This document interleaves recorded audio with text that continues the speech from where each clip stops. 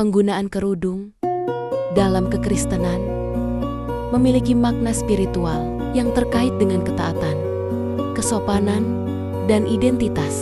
Berikut adalah beberapa aspek penting mengenai penggunaan kerudung dalam spiritual kekristenan. Kekristenan, simbol ketaatan dan otoritas.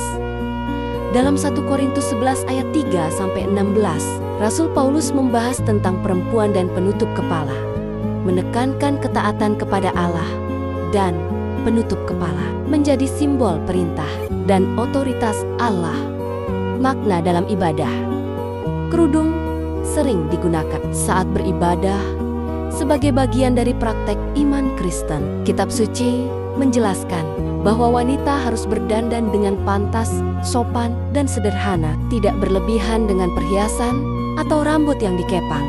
Dandanan batin yang memancar dalam perbuatan baik lebih ditekankan, bukan kewajiban normatif.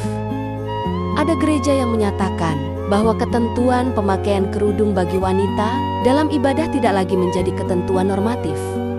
Namun, hal ini tidak melarang wanita untuk tetap melanjutkan praktek ini. Pemakaian kerudung dapat dilihat sebagai ungkapan devosi pribadi dan tanda ketaatan kepada Tuhan, menghormati kekudusan. Dalam tradisi Kristen di Yudea, bejana kehidupan seringkali ditudungi wanita mengerudungi dirinya sebagai cara untuk menunjukkan kehormatan atas keistimewaan mereka yang kudus dan unik sebagai bejana kehidupan. Kebebasan pribadi. Dalam budaya modern, penggunaan kerudung tidak lagi dilihat sebagai tanda ketaatan, tetapi lebih sebagai bagian dari mode. Seorang wanita bebas memilih untuk memakai kerudung jika dia memandangnya sebagai lambang ketaatan kepada suaminya atau sebagai ekspresi iman pribadinya.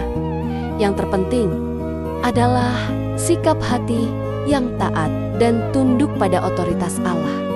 Dengan demikian, penggunaan kerudung dalam kekristenan memiliki dimensi spiritual yang kaya, mencakup aspek ketaatan, kesopanan, penghormatan, dan kebebasan pribadi dalam beribadah. Keputusan untuk memakai atau tidak memakai kerudung adalah pilihan pribadi yang harus dibuat dengan doa, pertimbangan Alkitab, dan bimbingan Roh Kudus. Tidak ada jawaban yang benar atau salah untuk semua orang. Yang terpenting adalah memiliki hati yang taat kepada Allah dan berusaha untuk menghormatinya dalam segala hal yang kita lakukan.